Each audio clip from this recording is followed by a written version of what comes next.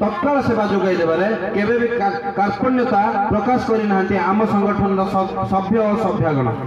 Corona महामारी समय व्यापक जनसचेतनता सृष्टि करने आरंभ करी अनेक रक्तदान शिविर स्वेच्छास्फूर्त भाव रक्तदान कर आम संगठन आदर्श सभ्य सभावृंद। आम अंचल गरीब मेधावी छात्र छात्री जो मैंने कि उच्च शिक्षा वंचित होगा जाऊँगी से आर्थिक सहायता आरंभ कर संबर्धना देवार आम संघ केबे भी अवहेला करना।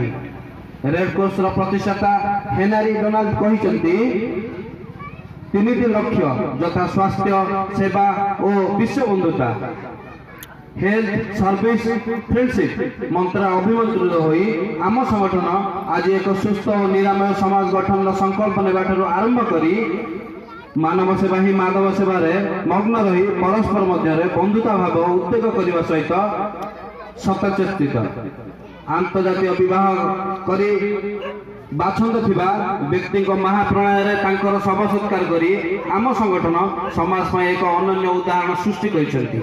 कोरोना महामारी समय राजनगर पटामुंडई अंचल बुलुथिबा षंढ मानकु जत्न नेबाठू आरंभ करी पागला और पागिड़ी मानकु खाद्य और नूतन वस्त्र प्रदान करी सेमानकर जत्न नेबारे आम संगठन अवहेला करि नाही। कोरोना महामारी समय फसी रही ओडिया मानकु आर्थिक सहायता प्रदान करी घर को आनिबारे आम संघर सहयोग सर्वागे थिला।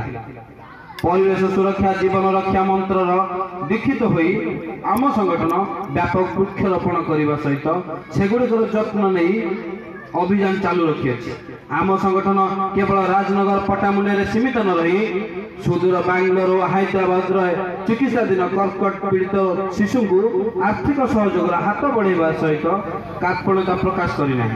आम अंचल विभिन्न मंदिर परिसर तथा पेंठ बेलभूमि परिष्कार करने और परिच्छन करिबारे आम संगठन कार्य बेस प्रशंसनीय हो पारिछि।